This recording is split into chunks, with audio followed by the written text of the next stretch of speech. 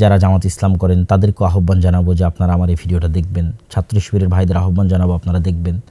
যারা ইসলামী আন্দোলন চরমনায় করেন তাদেরকেও জানাবো আপনারা দেখবেন। যারা অন্য আর যত ধরনের ইসলামী দল করেন তারাও দেখবেন। পাশাপাশি যারা বিএনপি করছেন তাদেরকেও উদাত্ত আহ্বান জানাবো যে আপনারাও, এবং এনসিপির ভাইরাও আপনারাও আমার এই ভিডিওটা যদি সম্ভব হয় দেখবেন। আমি সকলের কল্যাণকামী হয়ে দেশের একজন নাগরিক হয়ে কোনো প্রকার পক্ষপাত ছাড়াই আমি দুই ধরনের আলোচনাই করব। আজকে এই গণতান্ত্রিক নির্বাচনের যে ফলাফল সেটির উপর সংক্ষিপ্ত কিছু বিশ্লেষণ এবং যারা গণতন্ত্রের রাজনীতি করতে চান তাদের জন্য কিছু পরামর্শ আমার জায়গা থেকে। পাশাপাশি যারা মনে করেন যে না, এই গণতান্ত্রিক যে ব্যবস্থা, এই ব্যবস্থার মাধ্যমে আসলে বিজয় সম্ভব নয়, তাদের জন্য কিছু পরামর্শ আমি দিব। তো প্রথমত আমরা একটু বিশ্লেষণ করি। গণতন্ত্রের যারা রাজনীতি করেন, বিশেষ করে বাংলাদেশ বা পাকিস্তান বা ভারতে দীর্ঘদিন থেকে জামাত ইসলামী সবচেয়ে পুরাতন দল হিসেবে গণতন্ত্রের রাজনীতি করে আসতেছে। জামাত ইসলামের জন্য বা এই ধরনের যারা গণতন্ত্রের রাজনীতি করেন এরকম ইসলামপন্থী দলের জন্য বিজয় অর্জন এই গণতান্ত্রিক সিস্টেমে কোনো দিনই কেন সম্ভব নয়? কখনোই কোনো দিনই সম্ভব নয়। কেন? প্রথমত এখানে অলরেডি কয়েকটা বিষয়ের আপনারা আলোচনা করেছেন ফেসবুকে বিভিন্নভাবে, কিন্তু আমি দু একটা পয়েন্ট বলে দিই। তো আপনি বলবেন যে না, আপনারা শুধু হতাশার কথাই বলেন, তাহলে কাজের কথাও বলবো। শুধু হতাশার কথা বলবো যে গণতন্ত্র হারাম শিরক, এই বলে আপনাকে নিরাশ করে দেবো সেটি নয়। যারা গণতন্ত্রের রাজনীতি করতে চান তাদের জন্য পরামর্শ বা কাজের কথা থাকবে ইনশাল্লাহ। তো প্রথমত কেন সম্ভব নয়, দুটো পয়েন্টে আমি আলোচনা করতে চাই। এক নম্বর হচ্ছে কাল্ট ফিগার।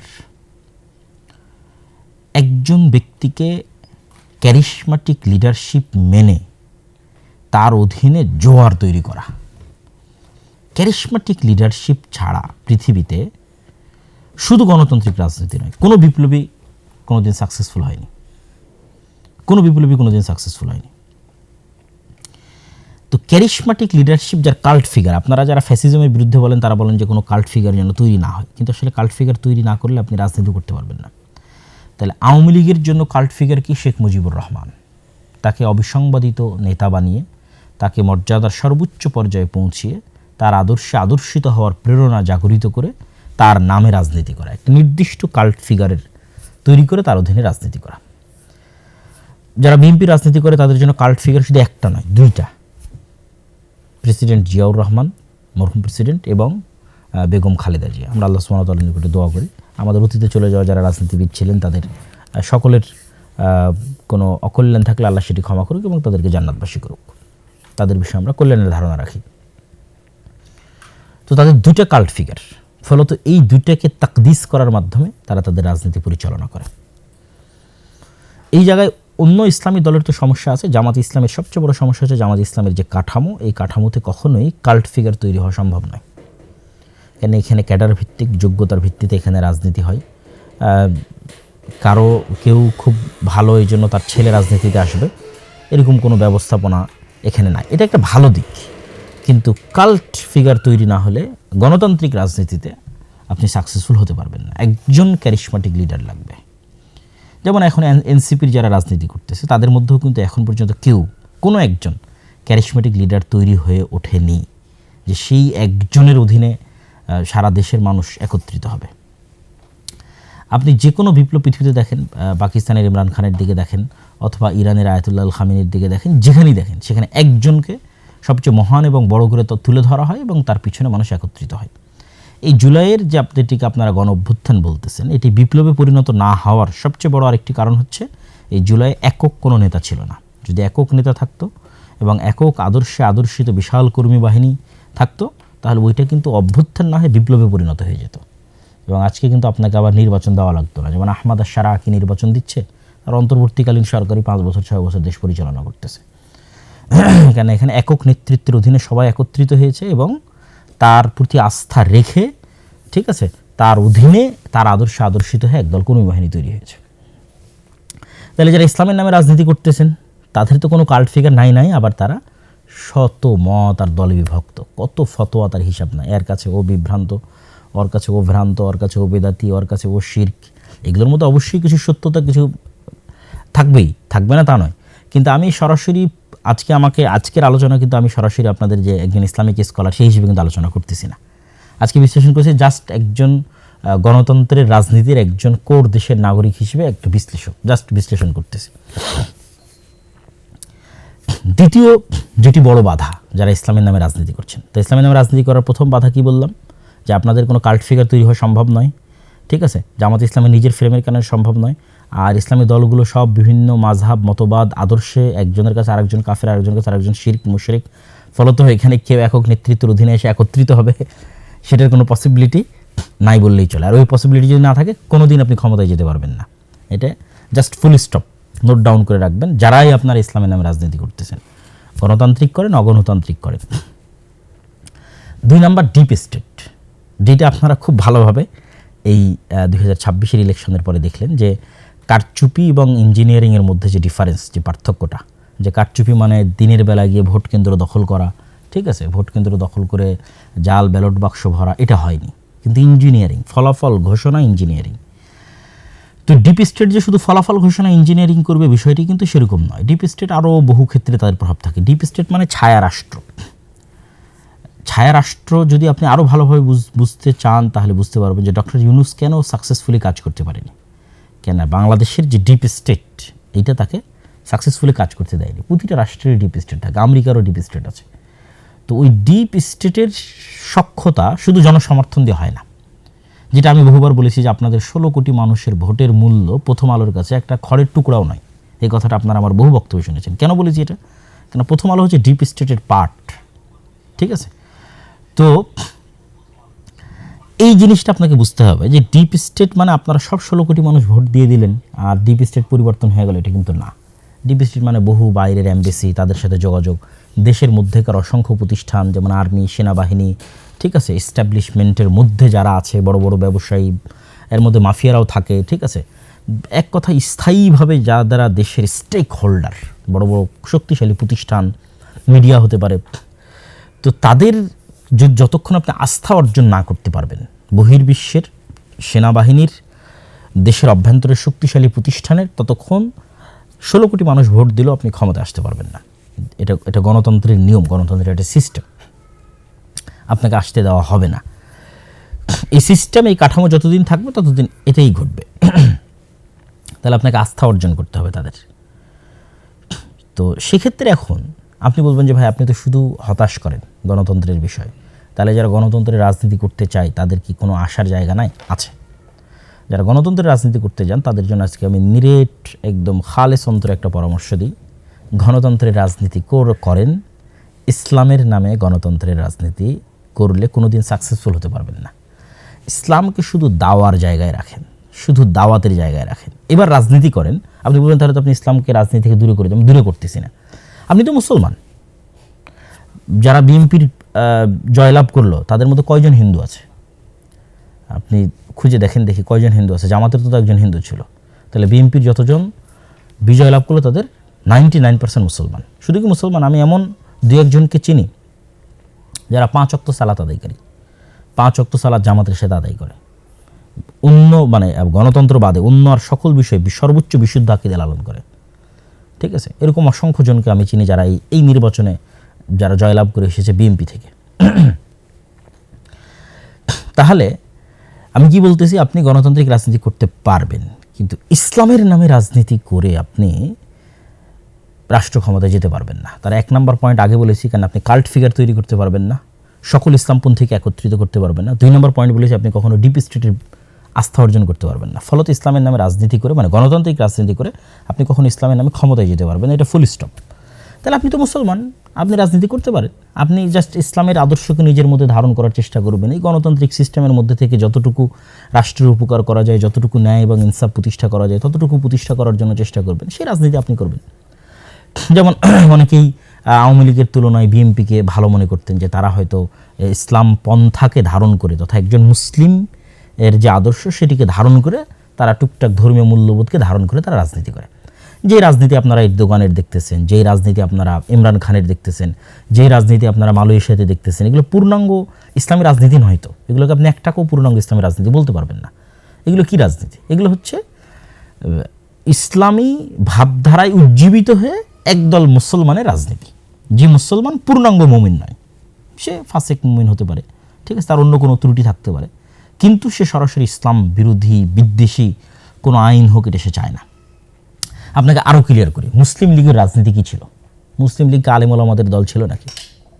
মুসলিম লীগের মিস্টার জিন্নার বিরুদ্ধে যে পরিমাণ আলেম ওলামা ফতোয়া দিয়েছে ওই সময় 46-47 সময়ে, যে পরিমাণ আলেম ওলামা ফতোয়া দিয়েছে, এই এখনও সে পরিমাণ আলেম ওলামা এই যারা ইসলামপন্থী নামে রাজনীতি করে তাদের নামে ফতোয়া দেয়নি। আপনি খুলে দেখেন, মুসলিম লীগের সব জেনারেল পড়ুয়া সাধারণ মুসলমান ছেলেপেলে ছিল। 2-1 আলেম ওলামা পরবর্তীতে যুক্ত হয়েছে মিস্টার জিন্নার কথা প্রভাব। মিস্টার জিন্নাও আলেম না, আল্লামা ইকবালও আলেম না, এরা জেনারেল শিক্ষিত পড়ুয়া ছাত্র।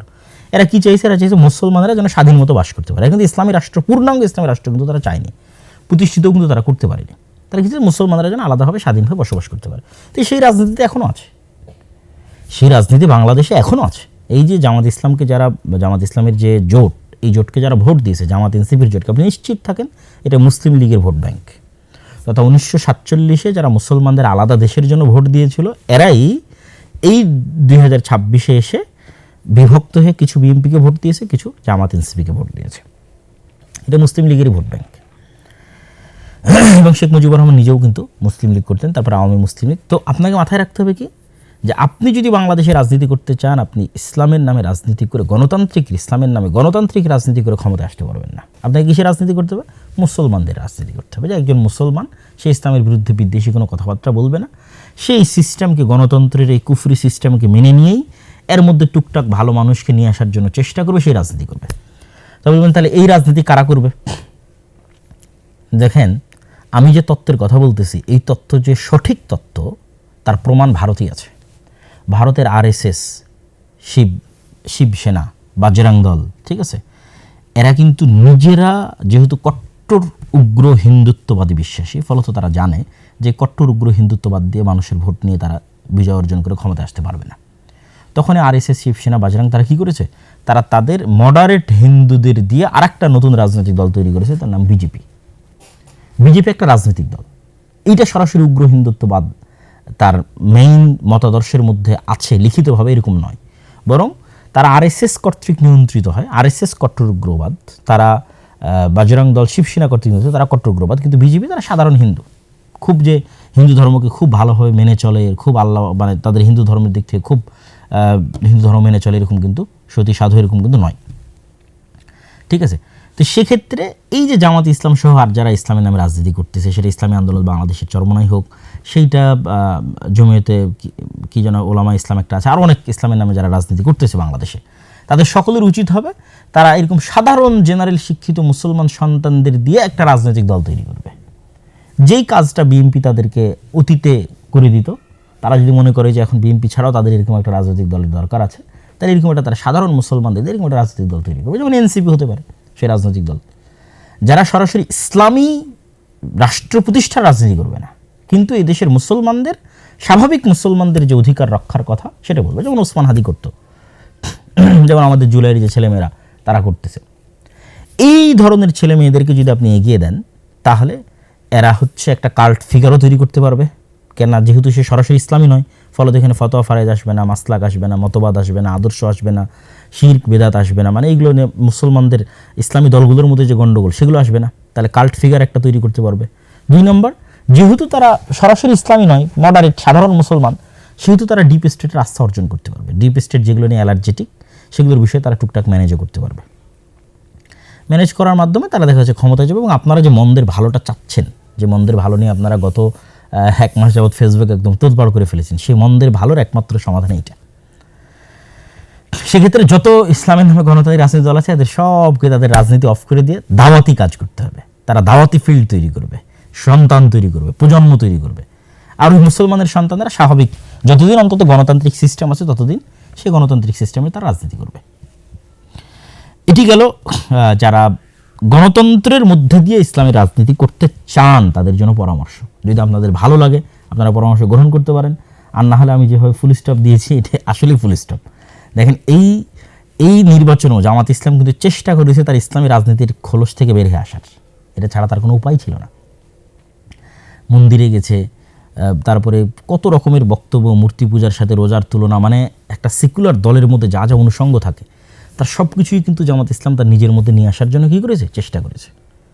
তাহলে কেন চেষ্টা করতেছে? সেটা অবশ্যই ডিপ স্টেটের আস্থা অর্জন করার জন্য, অবশ্যই সাধারণ জেনারেল শিক্ষিত মুসলমানদের আস্থা অর্জন করার জন্য। তাহলে আর ইসলামী দল রাখার কী দরকার? এই কথাটাই আমি বলতেছি, যে এই কাজগুলো যখন আপনি ইসলামের নামে করবেন তখন সেখানে ইসলামও কলুষিত হয়। দেখেন, আমি এবারের নির্বাচনের পূর্বে 2024 যে নির্বাচন এবং 2026 নির্বাচন, এই দুই নির্বাচনে আমি দেশে ছিলাম। ইতিপূর্বে আর কোনো নির্বাচনে দেশে থাকার সুযোগ হয়নি। 2008 যেটা তত্ত্বাবধায়ক সরকার আমলে যে নির্বাচন হয়েছিল তখন দেশে ছিলাম, তখন একটু কম বুঝতাম। তো এবার এই দুই নির্বাচনে আমি বিভিন্ন নির্বাচনের যে তথ্য কেন্দ্র, বুথ, এগুলোতে আমি ঘোরার চেষ্টা করেছি। বিভিন্ন নির্বাচনী এলাকায় গত 5-10 দিন ঘোরার চেষ্টা করেছি। অসংখ্য যারা এমপি ক্যান্ডিডেট আছে, জামাত ইসলামের, বিএনপির অসংখ্য এমপি ক্যান্ডিডেটদের সাথে সাক্ষাৎ করেছি। আমার অবজারভেশন আপনাকে বলি, ভোট কেন্দ্র স্বাভাবিক একটা মানুষের ঘর থেকে অন্তত যাতায়াত খরচও যদি বলি, তাহলে অন্তত কোথাও 30 টাকার ভাড়ার দূরত্ব, কোথাও 40 টাকার, কোথাও 50 টাকার। যাদের বাড়ি একদম ভোট কেন্দ্রের পাশে তাদেরটা ভিন্ন, কিন্তু স্বাভাবিকভাবেই ভোট কেন্দ্র থেকে যারা মোটামুটি দূরত্বে আছে তাদের 30, 40, 50 টাকা ভাড়ার দূরত্বে। তা আমি অনেককে জিজ্ঞেস করলাম, ভাই আপনি কীভাবে যাচ্ছেন? তো অটোরিকশায় যাচ্ছে। অটোরিকশা কীভাবে পেলেন? তাহলে ওই দলের পক্ষ থেকে অটোরিকশা দেওয়া আছে। যাতায়াত খরচ, হ্যাঁ যাতায়াত খরচ দেওয়া আছে। তাহলে এই যে বিশাল একটা মানুষকে যারা আপনাকে সাপোর্ট করে তাদেরকে ভোট কেন্দ্রে নিয়ে, আমি অন্য কথা বাদ দিলাম, জাস্ট ভোট কেন্দ্রে নিয়ে যাওয়ার জন্য কেন মানুষ ফ্রিতে ভোট দিতে যাবে? কত কোটি মানুষ ভোট দিয়েছে আপনি দেখেন দেখি, 12 কোটি মানুষের। আমার আব্বা আম্মা জীবনে কোনো দিন ভোট কেন্দ্রে যায়নি, তারা এটাকে ফেতনা মনে করে এই ভোট কেন্দ্রে যাওয়াকে। এরকম হাজার হাজার লক্ষ লক্ষ মানুষের যারা জীবনে কোনো দিন ভোট কেন্দ্রে যায়নি। তাহলে মানুষ নিজের খেয়ে নিজের খরচ করে কেন ভোট কেন্দ্রে যাবে? কেউ যাবে না। তাহলে এই যে যত মানুষ ভোট কেন্দ্রে গেছে এদের অধিকাংশ মানুষই, অন্তত আমি গ্রামগঞ্জের লেভেলে বলতেছি, শহরে ঢাকা শহরের দিকে আমি ছিলাম না, গ্রামগঞ্জের লেভেলে বলতেছি, তাদেরকে যাতায়াত খরচ দেওয়া হয়েছে, তাদেরকে গাড়ি ভাড়া দেওয়া হয়েছে, তাদের জন্য আলাদা অটো রিজার্ভ করা হয়েছে, সেগুলোতে করে তারা ভোট কেন্দ্রে গেছে। তাহলে একটা নির্বাচনে কী পরিমাণ টাকার লেনদেনের প্রয়োজন হয় একটা নির্বাচনে জয় অর্জনের জন্য, এটা একমাত্র যারা রাজনৈতিক দল করে, গণতান্ত্রিক, তারাই জানে। আপনি টাকা ছাড়া জনগণকে ভোট কেন্দ্রে নিয়ে যেতে পারবেন না এবং অন্যের তুলনায় বিজয় অর্জন করতে পারবেন না।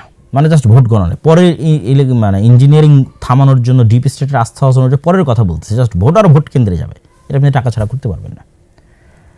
আল্লাহু আলাম এই ভোটে কত হাজার কোটি টাকা খরচ হয়েছে, 2-3 হাজার কোটি টাকার নিচে অবশ্যই নয়। তাহলে আপনি ইসলামের নামে রাজনীতি করে একটা মানুষকে টাকা দিতে পারবেন? পারবেন না। যদি দেন তাহলে তো আপনার ইসলামী যে আদর্শের কথা বলছেন, সত্য ন্যায়, সেটা তো থাকলো না, তাই না? আল্লাহ সুবহানাহু ওয়া তাআলা ভালো জানে, যিনি সৈয়দপুর বিমানবন্দরে আটকা পড়েছিলেন তার কাছে সেই অর্থ কী বাবদ ছিল বা কী কারণে ছিল। কিন্তু এটি আলেম ওলামা হোক বা যারা ইসলামের নামে রাজনীতি করুক, তাদের জন্য মানুষ হানিকর বা সম্মান হানিকর হয়েছে কিনা? অবশ্যই হয়েছে। তাহলে আপনি নিশ্চিত থাকেন, গণতন্ত্রের এই সিস্টেমে আপনি যদি ইসলামের নামে রাজনীতি করতে চান, আপনাকে মুনাফিক হয়ে যেতে হবে। এই যে খতিবে বাঙ্গাল জুনায়েদ আল হাবিব সাহেব, আমি কারো নাম নিয়ে বলি না, আজকে তার নাম নিয়ে বললাম, তিনি কি পরিমাণ তার আত্মমর্যাদাকে ভুলুণ্ঠিত করেছেন বিভিন্ন কথা এবং বিভিন্ন বক্তব্যে, সেটা আপনারা খুব ভালোভাবে জানেন। তাহলে এই পরিমাণ আত্মমর্যাদাকে ভুলুণ্ঠিত না করলে, এই পরিমাণ মানে যে কথা, যেটা আমি আমার পুরো কথায় তুলে ধরতে চাচ্ছি আর কি, যে এক কথায় আপনি গণতান্ত্রিক সিস্টেমের সাথে রাজনীতি করতে গেলে আপনাকে মুনাফিকির পথ অবলম্বন করতে হবে, আপনি জিততে পারবেন না। তাহলে কেন ইসলামের নামে এই কাজটা করবেন? এবং ইসলামের নামে যদি কাজটা করেন তবুও জিততে পারবেন না। কেন বলেছি? ওই আগের দুটো পয়েন্ট, কাল্ট ফিগার তৈরি করতে পারবেন না, ডিপ স্টেট আস্থা অর্জন করতে পারবেন না। তাহলে কী করতে হবে? ইসলামকে আপনি দাওয়াতের জায়গায় রাখেন, আর সাধারণ মুসলমানের সন্তানদের দিয়ে দেন, যারা জেনারেল শিক্ষিত স্বাভাবিক, তাদেরকে দিয়ে দেন এই রাজনীতির ময়দানে, তারা রাজনীতি করুক, তাদেরকে আপনারা পিছন থেকে সাপোর্ট দিতে পারেন। আরও একটা কথা বলি, ইসলামের নামে রাজনীতি করার আর একটা ক্ষতির দিক আপনাকে বলি। আপনারা আমার সাথে যে কোনোভাবে দ্বিমত করতে পারেন, আমি জাস্ট ওপেন খোলামেলা মনের কথা আপনাদের সাথে তুলে ধরতেছি। ইসলামের নামে গণতান্ত্রিক রাজনীতি করার একটা ক্ষতিকর দিক হচ্ছে, মুসলমানদের কাছে ইসলামকে শত্রু বানানো হয়। গত 17 বছর যেমন আওয়ামী লীগ সরকার যে কোনো দাড়ি টুপি দেখলে মনে করতো যে মনে হয় আমার শত্রু, যে হয়তো রাজাকার অথবা জামাত অথবা শিবির, ঠিক আছে। এখন বিএনপি সরকারও যে ক্ষমতায় আসতেছে, সেও মনে করবে, যে কোনো দাড়ি টুপিকে দেখলে তার অন্তরে কাজ করবে যে এই মনে হয় জামাত, এ মনে হয়, যেমন উনি তো বলেইছেন যে গুপ্ত, ঠিক আছে, এটা তার অন্তরে কাজ করবে। অথচ সে কিন্তু মুসলমান, তথা পুরো বিএনপিতে যারা আছে তারা সবাই মুসলমান। তাহলে বিএনপির এই সমস্ত মুসলমান নেতাদেরকে আমরা ইসলামের শত্রু বানিয়ে দিলাম। আমরা যদি ইসলামের নামে রাজনীতি না করে স্বাভাবিক রাজনীতি করতাম, তাহলে কিন্তু শুধু মুসলমানদের রাজনীতি করতাম, তাহলে কিন্তু ইসলামকে শত্রু বানানো হতো না।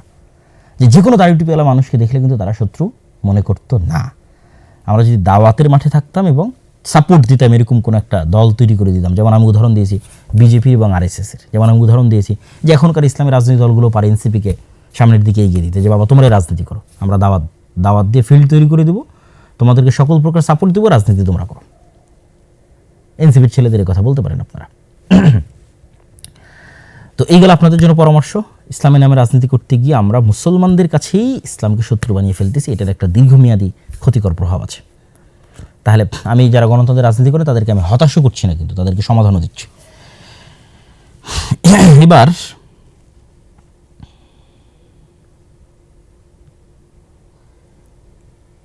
এবার যারা গণতন্ত্রের এই রাজনীতিকে পছন্দ করেন না, যেমন তার মধ্যে আমিও একজন, আমিও আমার বহু বক্তব্যে এই গণতান্ত্রিক সিস্টেমের কথা বহুবার তুলে ধরেছি, যেটির মধ্যে দিয়ে ইসলাম প্রতিষ্ঠা করা সম্ভব নয়। আজকে তো আরও বিস্তারিত ব্যাখ্যাসহ আপনাদের কাছে তুলে ধরলাম, এত খোলামেলা আলোচনা আমি অতীতে কখনো করিনি।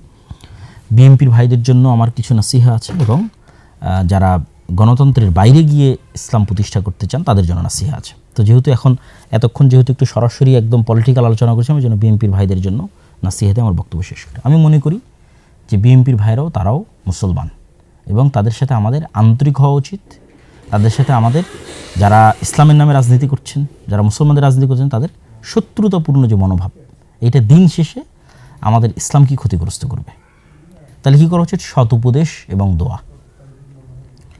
কথা আমরা আগেও বলেছি এবং এখনও বলছি। এবং এই সৎ উপদেশ এবং দোয়ার জায়গা থেকে বিএনপির যারা দায়িত্বশীল, যারা নেতৃস্থানীয় আছেন, তারেক রহমান সাহেবের সাথে আমার যখন দেখা হয়েছিল তখনও আমি তার কাছে এই কথাগুলো তুলে ধরেছিলাম। আজকেও আমি একটি কথা বলে বিএনপির ভাইদের শেষ করব, তাদের প্রতি নসিহা, সেটি হচ্ছে বিভাজনের রাজনীতি না করা। গণতন্ত্রের রাজনীতির একটা বড় অনুষঙ্গ হচ্ছে বিভাজনের রাজনীতি। আর বাংলাদেশের, ভারতের রাজনৈতিক বয়ান হচ্ছে মুক্তিযোদ্ধা বনাম রাজাকার।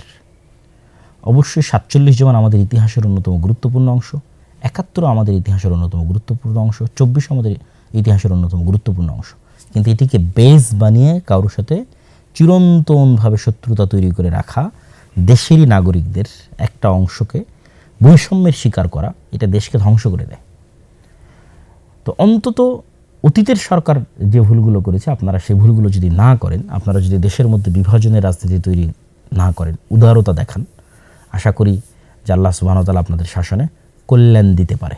জুলম না হলে, বিভাজনের রাজনীতি তৈরি না হলে আল্লাহ সুবহানাহু ওয়া তাআলা এটির মধ্যে বরকত দিতে পারে। তো এই ছোট্ট আপনাদের জন্য পরামর্শ যে যারা আপনারা বিজয়ী হয়েছেন তারা অবশ্যই পরাজিতদের প্রতি ইনসাফ করবেন, যেটা ওসমান হাদিও বলতো যে আমি আমার শত্রুর সাথেও ইনসাফ করতে চাই। তাহলেই দেখবেন একটি উন্নত মানের চমৎকার একটি ইনসাফের বাংলাদেশ আমরা তৈরি করতে পারছি। এই আশা আমরা আপনাদের কাছে রাখি, এবং আমাদের এই কল্যাণকামিতাও থাকবে। আলহামদুলিল্লাহ, আমরা ব্যক্তিগতভাবে আমরা কখনো না কোনো রাজনৈতিক দলের পক্ষে অবস্থান নিয়েছি, না কোনো রাজনৈতিক দলের বিপক্ষে অবস্থান নিয়েছি। আমরা সব সময় যেটা কোরআন এবং হাদিসের আলোকে সত্য এবং সঠিক মনে হয়েছে আমাদের কাছে, সেটি নাসিহা হিসেবে, তত্ত্ব হিসেবে, উপদেশ হিসেবে দেশ ও জাতির কাছে তুলে ধরেছি, এবং আমরা আমাদের জায়গায় কোরআন এবং হাদিস অনুযায়ী যেটি খেদমত করার প্রয়োজন মনে করেছি, আল্লাহ সুবহানাহু ওয়া তাআলার সন্তুষ্টির জন্য সেই খেদমত করছি এবং করে যাচ্ছি। এবার সর্বশেষ পয়েন্ট, যারা গণতন্ত্রের বাইরে গিয়ে ইসলামের বিজয় দেখতে চান, আপনাদের কাজ কি? আপনাদের সবচেয়ে বড় কাজ, এটা আমি আমার বহু বক্তব্যে বলেছি এবং আজকেও বলছি, আমার এই কথা কখনো চেঞ্জ হবে না, যে ইমান বিল গায়েবে ইয়াকিন, পরকালে চরম লেভেলের আস্থা এবং বিশ্বাস, ন্যায়পরায়ণতার চর্চা ছোটোবেলা থেকেই, একদম ঘর থেকেই, সমাজ এবং পরিবার থেকেই ন্যায়পরায়ণতার চর্চা তৈরি করা এবং শুরু করা, এবং 3 নাম্বার শক্তিশালী প্রতিষ্ঠান। যেমন এই যে নির্বাচনের সময় দেখলেন যে যারা জামাত এনসিপি জোটে ছিল তাদের কি হাহাকার, যে তাদের কোনো পত্রিকা নাই, তাদের কোনো নিউজ চ্যানেল নাই, তাদের কোনো নিউজ পেপার নাই, ঠিক আছে, জাস্ট ফেসবুকে কয়েকটা হাতে গোনা পেজ। তাহলে শক্তিশালী প্রতিষ্ঠানের কিন্তু অভাব আছে। তো ওসমান হাদি বলতো যে জীবন দেওয়া অনেক সহজ, কিন্তু বাস্তবে কোনো কিছু করা এটা কঠিন। আমাদের করার লোক লাগবে, জ্ঞান অর্জনের লোক লাগবে, প্রজন্ম তৈরি করার লোক লাগবে। আর যারা গণতন্ত্রের বাইরে গিয়ে ইসলাম প্রতিষ্ঠা করতে চান তাদের জন্য আমার কথা হচ্ছে, কোনো কিছুর পরিপূর্ণ ধ্বংস ছাড়া কোনো কিছুর পরিপূর্ণ উত্থান হয় না। আমি বিল্ডিংটা রেখে দিয়ে এখানে আরেকটা নতুন বিল্ডিং যেটা এর সাথে যায় না, নতুন ভিন্ন ডিজাইন কেমনে বানাবো বলেন? আমি এই বিল্ডিংয়ের ডিজাইন রেখে এখানে প্লাস্টার করতে পারি। এখানে যদি সম্পূর্ণ ভিন্ন ডিজাইনের একটা বিল্ডিং বানাতে চাই তাহলে আগের ডিজাইনটা ভেঙে ফেলতে হবে, কিছু করার নাই। তাহলে গণতন্ত্রের পূর্ণাঙ্গ পতন ছাড়া আপনারা যারা পূর্ণাঙ্গ ইসলাম চান আপনাদের এটা সম্ভব নয়। এই জন্য আমি বলেছি যে ৩৬শে জুলাই গণতন্ত্রের পতন ঠেকানো হয়েছে। এটা আমাদের কাছে মনে হয়েছে শেখ হাসিনার পতন, জি না, শেখ হাসিনার পতন না, শেখ হাসিনাকে সরিয়ে ফেলার মাধ্যমে গণতন্ত্রের পতন ঠেকানো হয়েছে। কেন, তখন যদি শেখ হাসিনা থাকতো এবং আর্মি যদি অস্ত্র উঠাতো তাহলে ওই দিন গণতন্ত্র ডেড বডি হয়ে যেত, অলরেডি আইসিইউতে ছিল, পরিপূর্ণরূপে মারা যেত। বাংলাদেশে একটা গৃহযুদ্ধ তৈরি হতো, সেই গৃহযুদ্ধের পরে আপনি দেখতেন যে এখানে পূর্ণাঙ্গ ইসলাম প্রতিষ্ঠা হয়েছে। তো পূর্ণাঙ্গ পতন ছাড়া পূর্ণাঙ্গ উত্থান হয়। তখন তা আপনি বলবেন যে তাহলে কি আমরা নিজে থেকে পূর্ণাঙ্গ পতন করব? জি না, ইসলামে সবসময় মানুষের জান, জীবন এবং মালের নিরাপত্তা সর্বাগ্রে। এটির উপরে ইসলামে কিছুই নাই, মানুষের জীবনের চাইতে আর কিছু নাই উপরে। তাহলে মানুষের জান, জীবন এবং মালের নিরাপত্তার জন্য আপনাকে আপনার যে কাজটা, আপনার জায়গার যে কাজটা সেটা করে যেতে হবে। আপনার জায়গার কাজ কি? ঈমান বিল গায়বে ইয়াকিন তৈরি করা, পরকালে আস্থা তৈরি করা, ন্যায়পরায়ণতার চর্চা একদম ঘর থেকে শুরু করা, বোনকে সম্পত্তি ঠিকভাবে দিচ্ছেন কিনা, আশেপাশে কেউ অন্যায় করলে প্রতিবাদ করা। আমরা তো প্রতিবাদ করি না, আমরা আল আমরু বিল মারুফ ওয়ান নাহি আনিল মুনকার করি না। আল আমরু বিল মারুফ ওয়ান নাহি আনিল মুনকারের চর্চা বাড়ানো, একদম গ্রামগঞ্জ লেভেল থেকে আল আমরু বিল মারুফ ওয়ান নাহি আনিল মুনকারের চর্চা বাড়ানো এবং শক্তিশালী প্রতিষ্ঠান তৈরি করা, আর অপেক্ষায় থাকা যে কবে এই গণতন্ত্রের কাঠামোর পতন ঘটবে। আমি আমার বহু বক্তব্যে বলেছি, যেহেতু গণতন্ত্র পূর্ণাঙ্গ ন্যায় বিচার দিতে পারবে না, সেহেতু গণতন্ত্রের একদিন পতন হবেই।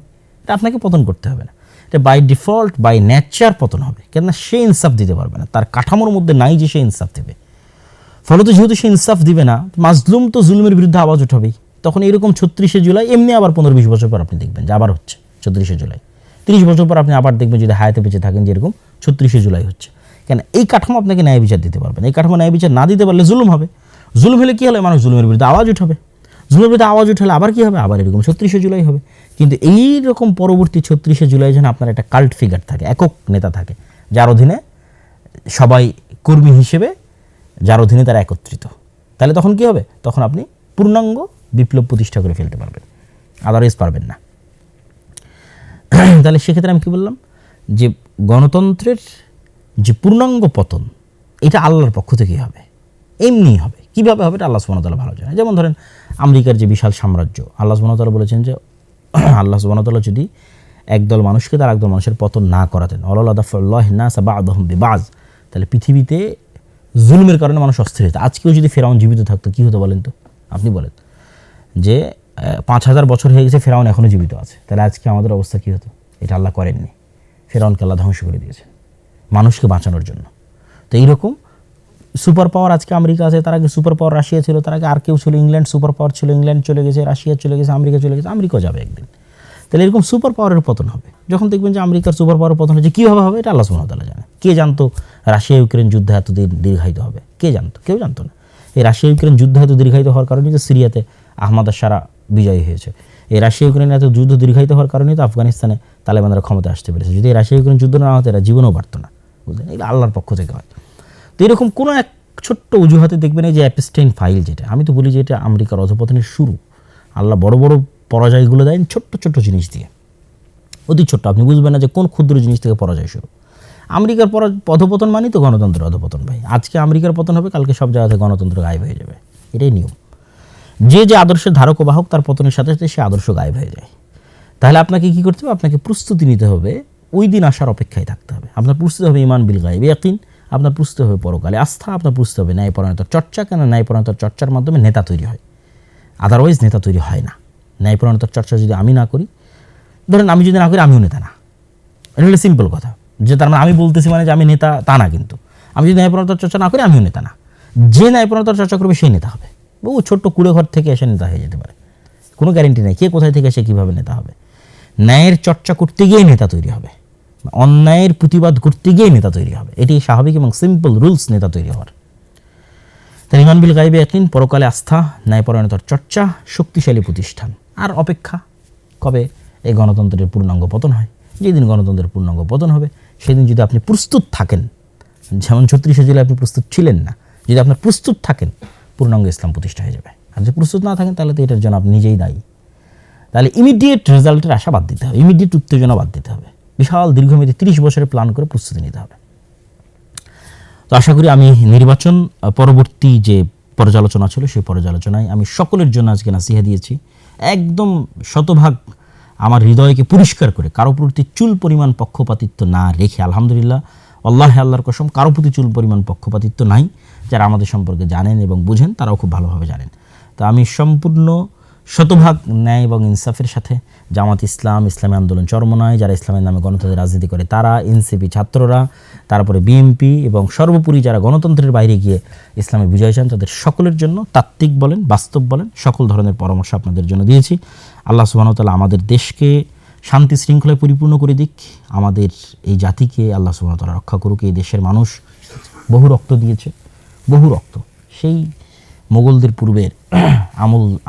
পূর্বের আমল থেকে এখানে স্বাধীন সুলতানি শাসন আমলের জন্য লড়াই হতো। বাঙালিরা স্বাধীনতা প্রিয় জাতি, তারা বিদ্রোহী জাতি। শাসন করতে পারুক আর না পারুক, নিজেদের শাসন ধরে রাখতে পারুক আর না পারুক, আরেকজনকে উল্টায় ফেলতে খুব পারে। মানে বিদ্রোহী হিসেবে তারা খুব বিখ্যাত। ওই দিল্লির সুলতানরাও তাদের কোনোদিন কন্ট্রোলে রাখতে পারতো না। এই যে 12 ভূঁইয়া, এরা কিন্তু বিদ্রোহী, ঠিক আছে। মুঘলের বিরুদ্ধে এরা যুদ্ধ করেছে।